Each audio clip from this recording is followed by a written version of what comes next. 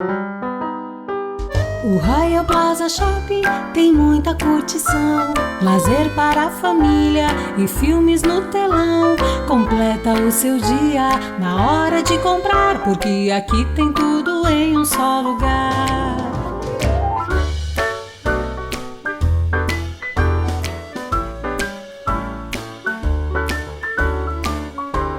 O Royal Plaza Shopping é completo com você. Olá pessoal, no Royal da TV desta semana eu volto aqui a esse espaço bonito e agradável no Royal Plaza Shopping, dessa vez para falarmos sobre o Novembro Azul. E eu converso, é claro, com as pesquisadoras do NEPESM, o Núcleos de Estudos e Pesquisas em Saúde da Mulher da UFSM. Mas dessa vez o assunto é direcionado para o público masculino, para a gente falar sobre prevenção, diagnóstico precoce e tratamento do câncer de próstata. Tudo bom, professora? Boa tarde, muito obrigada pelo convite. Novamente estamos aqui para contribuir e desencadear então essa reflexão a respeito do câncer de próstata masculino. Bom, tudo bem, Thaís, bem-vinda, obrigada novamente.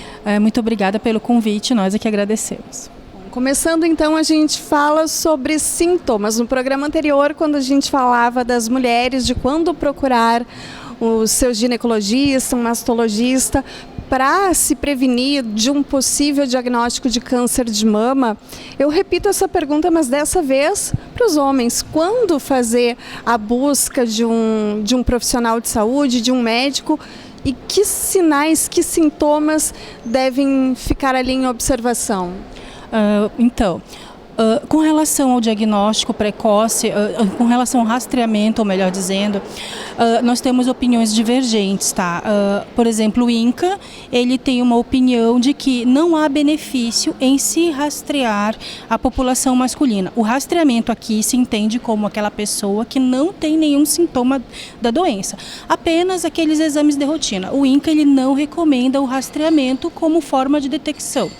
A Sociedade Brasileira de Urologia, ela tem uma opinião ao contrário, ela acredita que a partir dos 50 anos o homem deve fazer o rastreamento, porém se ele é da raça negra ou se ele tem histórico familiar de câncer de próstata, que ele poderia iniciar um pouquinho antes, aos 45 anos.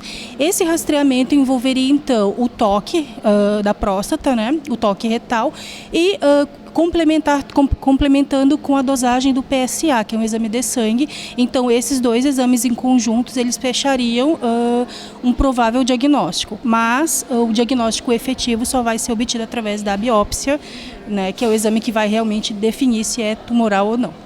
Quais são os sintomas, professora, que os homens devem ficar mais atentos para então levá-los à busca de um médico, enfim? Então, os sintomas eles vão estar relacionados com a micção. A próstata é uma glândula que fica abaixo da bexiga e à frente do reto. E ela envolve a uretra, que é esse caminho que vai da bexiga até a ponta do pênis e conduz a urina armazenada na bexiga. Ao contrário do que se pensa, a próstata ela não está relacionada com a ereção e nem com o orgasmo masculino. A função da próstata é produzir parte de um líquido que vai nutrir e lubrificar, né, o espermatozoide e formar esse sêmen, certo? Então, os sintomas, como a relação da próstata é com a uretra, os sintomas eles vão se dar através da micção. Que sintomas são esses? Dor ao urinar, dificuldade de esvaziamento total da bexiga, micção atrasada, ou seja, eu tenho dificuldade de iniciar ou de finalizar a micção e até mesmo o sangue na urina. Esses são sinais que podem indicar alguma alteração na próstata. Lembrando que esses sinais também são sinais e sintomas de outras manifestações prostáticas que não necessariamente a neoplasia, mas que também requerem tratamento e investigação, como é o caso da hiperplasia benigna da próstata ou da prostatite. O médico a ser procurado nesses casos é um urologista. É o médico urologista, é o profissional adequado que tem condições de, juntamente com a história clínica e o exame físico, dar o devido encaminhamento nessa investigação ou diretamente ao tratamento dessa próstata. Bom, falando em tratamento, então, tendo o diagnóstico em mãos, como é que vai ser feito o tratamento? A senhora acabou de mencionar um dos mitos que envolvem a respeito do câncer de próstata e de uma possível cirurgia. Que mitos e verdades a gente pode elencar ao redor do câncer de próstata? O tratamento, então, respondendo à primeira pergunta, ele novamente está na dependência do diagnóstico, né? Em que grau que está essa doença, quando ela existir, né? Quanto mais cedo se identificar, menor vai ser o procedimento. Eu quero dizer que menos invasivo ele vai ser.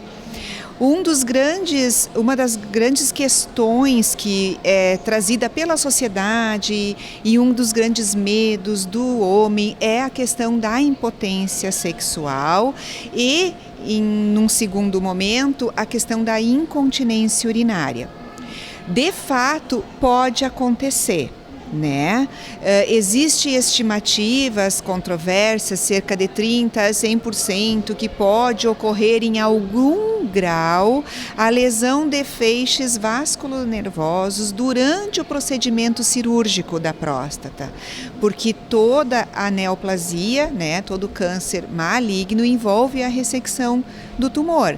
Então, no procedimento cirúrgico pode haver a lesão. O grau dessa lesão, se vai ocorrer ou não, vai depender do tamanho do tumor, propriamente dito. Então, quanto antes eu procurar ajuda e quanto antes esse tumor for ressecado, menor vai ser a invasão do procedimento, menos chances eu tenho de gerar uma dessas manifestações. Um grande número de pacientes que se tornam impotentes ou incontinentes após a cirurgia são reversíveis. Cerca de 18 meses após a cirurgia, de 1 ano a 1 ano e meio após a cirurgia, se reverte essa situação. Então, trazendo um pouquinho para o nosso trabalho, como eu falei no programa anterior, o nosso núcleo, embora ele tenha na sua denominação Saúde da Mulher, ele tem um braço, os pacientes oncológicos, e a gente atende os pacientes após prostatectomia, que permanecem com esse sintoma ou de incontinência e disfunção, ou os dois, né? Disfunção erétil. O que eu queria alertar no nosso trabalho é quanto antes estes homens chegarem em nós, melhor o resultado. Muitas vezes, como existe um percentual de restituição natural desses sintomas, se espera até o encaminhamento para a fisioterapia. Entretanto, os nossos indícios de recuperação, de reabilitação, diminuem quanto maior for o tempo após a cirurgia. Então, a gente faz um apelo para que não se espere, na presença desses sintomas, dessas manifestações, que esses pacientes sejam encaminhados até a fisioterapia. A gente coloca à disposição o nosso serviço, que é gratuito, que é pelo SUS, para que a gente possa o quanto antes intervir. Certo? Então, assim, se o paciente desenvolver uma disfunção erétil ou uma incontinência urinária, vai depender da lesão de vasos e de nervos, que só vão acontecer dependendo da extensão desse tumor, que durante o procedimento cirúrgico, às vezes o médico aí ele não tem opção, ele precisa ressecar esse tumor.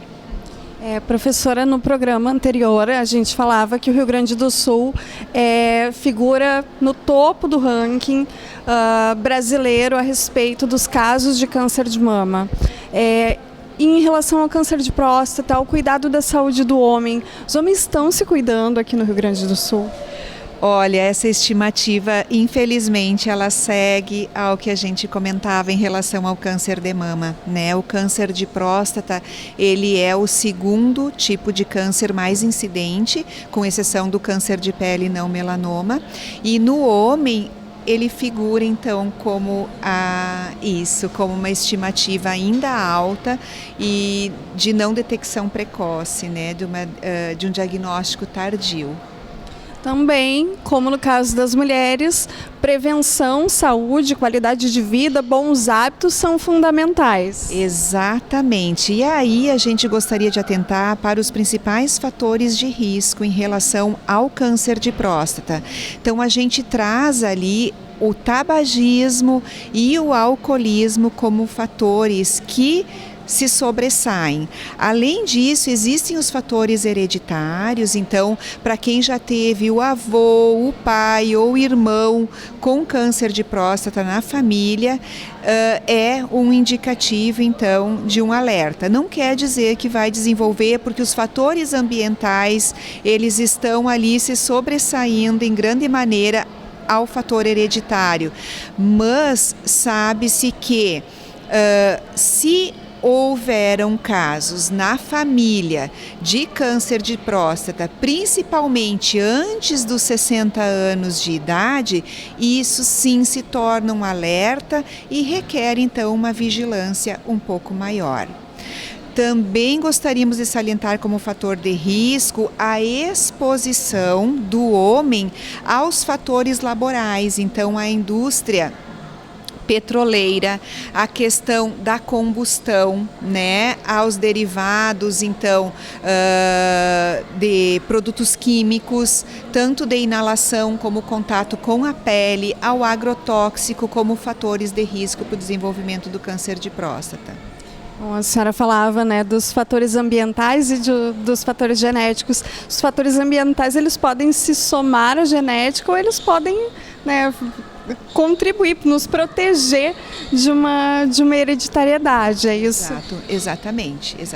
Bom, para a gente fechar a entrevista, então, eu vou repetir a pergunta que eu fiz no programa anterior a respeito das lições que são aprendidas com os pacientes que chegam até o núcleo, que chegam até o programa, né, para vocês. E acredito que vocês, como profissionais, como pesquisadoras, se sintam muito felizes, né, ao ver a reabilitação plena daquela pessoa que lutou bravamente contra um câncer.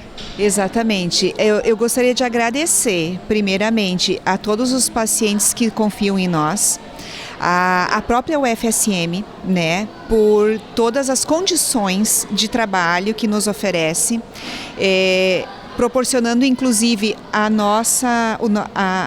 o aprimoramento do nosso conhecimento, né? A participação em eventos científicos e propriamente aos campos de prática que a gente tem, e agradecer aos pacientes, né, que confiam no nosso trabalho e que estão com a gente mesmo muitas vezes sendo atendido por alunos. A Thaís é nossa mestranda, já é formada, está à frente aí do nosso projeto de extensão, atendendo os pacientes oncológicos, mas muitas vezes são alunos da graduação que estão sob a nossa supervisão. Agradecer aos pacientes e também aos profissionais médicos que estão incessantemente nos encaminhando os pacientes, acreditando que o tratamento do câncer ele é multiprofissional, ele envolve todas as profissões e as nossas experiências elas têm sido muito promissoras. Nós estamos assim a cada ano recebendo mais pacientes homens, né? Tivemos inclusive homens com câncer de mama. Ele é raro, é 1% cerca, né, da incidência, mas ele existe. Temos que ficar atento. E o câncer de próstata, aos homens, né, que confiam na gente, que estão ali reabilitando, recuperando as suas funções, né, e melhorando a sua qualidade de vida. A cada encontro, a cada sessão, né, a parceria, a cumplicidade, as esposas acompanhando-nos. Importantíssimo. Muito o apoio da família, que estão ali junto, trocando buscando informação, e muitas vezes quando a gente encontra aquele caso que é um pouquinho mais complexo, muitas vezes a gente encontra na parceira, na companheira, o grande desfecho do processo. Perfeito. Parabéns pelo trabalho de vocês. Muito obrigada pela generosidade em falar conosco no Royal na TV desta semana. E agora, mais uma vez, o recado final para vocês, homens, né? Não deixe de cuidar da sua saúde, busque orientação médica anualmente, periodicamente, é o sinal do primeiro sintoma, reforce essa busca, se cuide, mulheres também cuidem de quem vocês amam, todos juntos, nos cuidando, a gente consegue fazer a diferença e ter uma vida muito mais feliz, tá? Um feliz Outubro Rosa do mês passado e um feliz Novembro Azul, celebrando a vida acima de tudo para todos nós. O Royal Plaza Shopping tem muita curtição, lazer para a família e filmes no telão. Completa o seu dia na hora de comprar, porque aqui tem tudo em um só lugar.